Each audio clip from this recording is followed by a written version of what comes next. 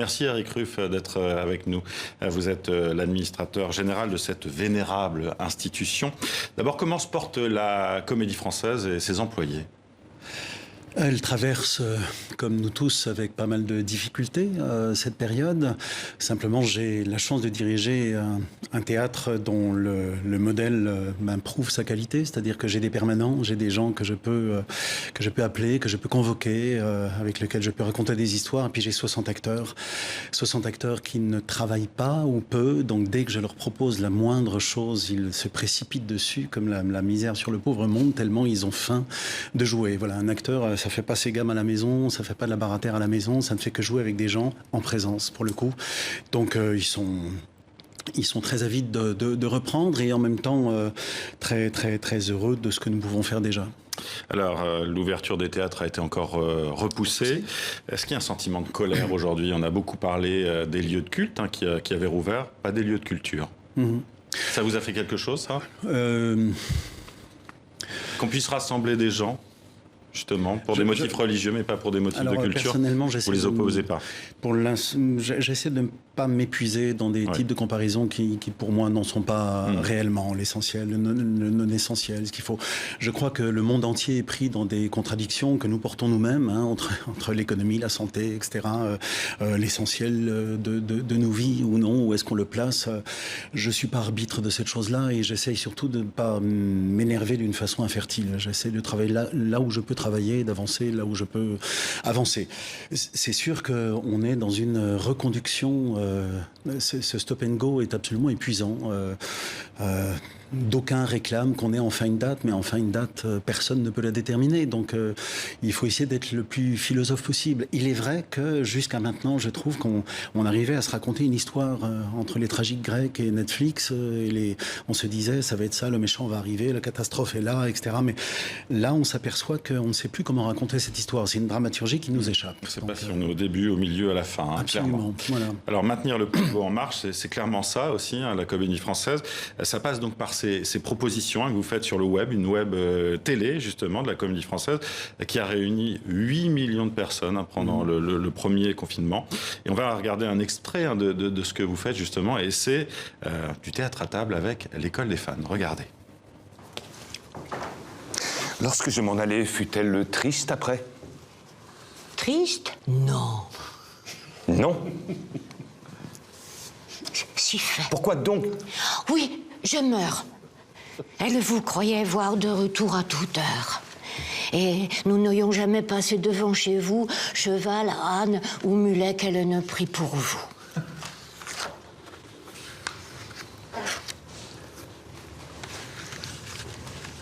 La besogne à la main, c'est un bon témoignage. Eh bien, Agnès, je suis de retour de voyage. On êtes-vous bien aise ? C'est un repas de mots, de regards aussi, ce théâtre à table. Oui, puis c'est une chose qu'on a l'habitude de faire. Donc tout ce qui paraît un peu normal aux acteurs leur fait du bien. Donc choisir une pièce le lundi, la travailler entre nous, ouvrir la cartographie du sens, savoir déjà Thierry Ancis a joué le rôle il y a quelques années. Donc évidemment que tout lui revient et on convie les gens à un moment de répétition qui généralement n'est jamais vu, n'est jamais regardé. Et nous, c'est un moment qu'on aime beaucoup. Ça marche, en tant que spectateur, vraiment, c'est très agréable. On a aussi des Rolls-Royce. On a des Rolls-Royce, et puis force est de constater que de temps en temps, lorsque nous avons des costumes et des décors, on casse un petit peu cette pureté-là. Donc c'est un moment, encore une fois, du sens qui est un équilibre absolu. Donc c'est chouette à regarder pour le coup, et ça c'est impressionnant. On voit aussi des acteurs qui sont des fils de ferristes, c'est-à-dire qui ne maîtrisent pas encore tout, et en même temps, on adore voir les athlètes juste toucher la barre et passer quand même. Quel est le retour du public ? Ça séduit ? Le retour du public est excellent, quand bien même on saurait exactement ce que c'est qu'un retour du public par le biais du numérique, parce que dans une salle, on peut compter le nombre de salves d'applaudissements. Voilà. Là, pour le coup, mais on vient de passer sur la Comédie d'automne, depuis qu'on a repris, on vient de passer le million de web spectateurs. Donc ça correspond, je pense, à une vraie envie, pour le coup.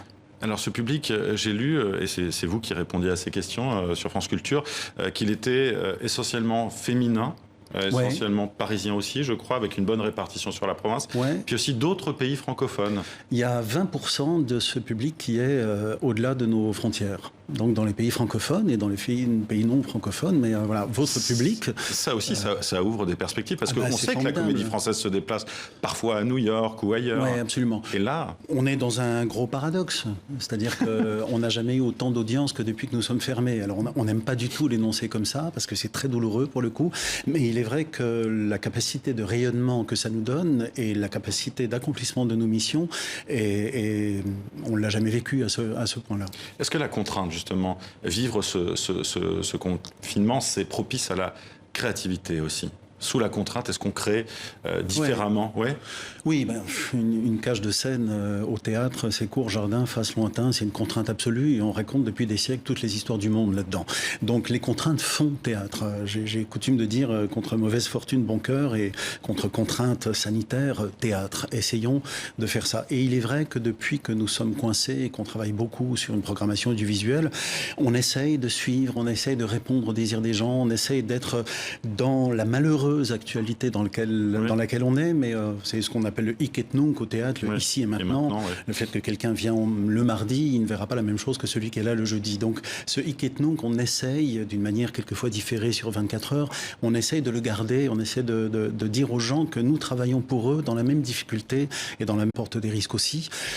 Et puis tout le protocole, c'est bien beau de dire ça, mais qui va accepter de fournir l'attestation, dans quel temps elle va être donnée, quelle valeur a-t-elle à avoir ? C'est encore assez compliqué. On peut se dire, oui, que les protocoles côté public qui ont été inventés tiennent et sont bons, et que même si Madrid le valide, nous le savons déjà ici. Prochain rendez-vous de la web télé Comédie d'automne, hein, si je ne me trompe pas. C'est samedi. C'est samedi. Alors tous les jours, c'est la lecture ininterrompue de La Recherche du temps perdu. Ça, c'est tous les jours à 19h. Et puis samedi, c'est Anne Kessler qui fait un théâtre à la table autour de Proust. Elle a retrouvé une émission de radio où des écrivains comme Grag, comme Duras, etc. disaient leur rapport à l'écriture de Proust. Donc elle a inventé tout un montage littéraire autour de ça qui sera passionnant. Superbe. Voilà. Merci Eric Rueff d'avoir été notre invité sur TV5. Je vous en prie. Merci de votre invitation. Avec plaisir. Et c'est la